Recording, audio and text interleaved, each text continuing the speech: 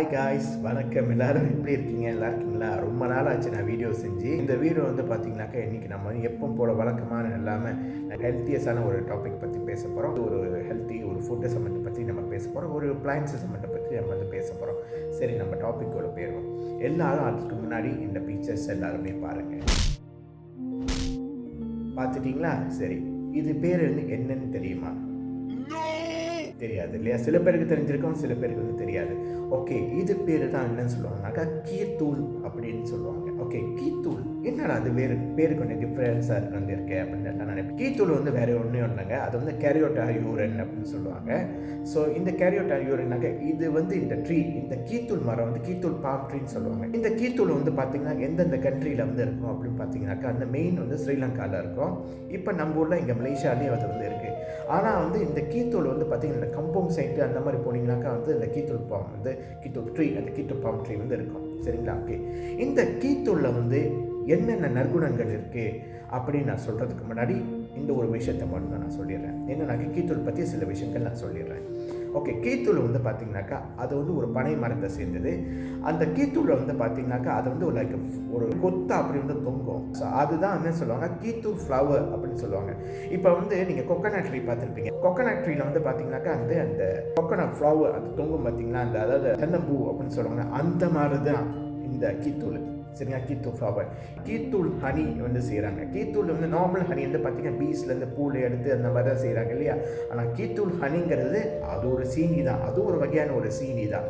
சரிங்க? இப்போ பார்த்தீங்கன்னாக்கா நம்ம சாப்பிட்ற சீனின்னு ஒயிட் சுகர், அந்த வெள்ளை சீனி, அதுதான் நம்ம நார்மலி டீ, காஃபி, மைலோ இந்த மாதிரி ஹார்லிக்ஸ் இந்த மாதிரி பாலெல்லாம் போட்டு நம்ம நார்மலி சாப்பிட்றது. சில பேர் பார்த்தீங்கன்னாக்கா ப்ரௌன் சுகர் சாப்பிடுவாங்க.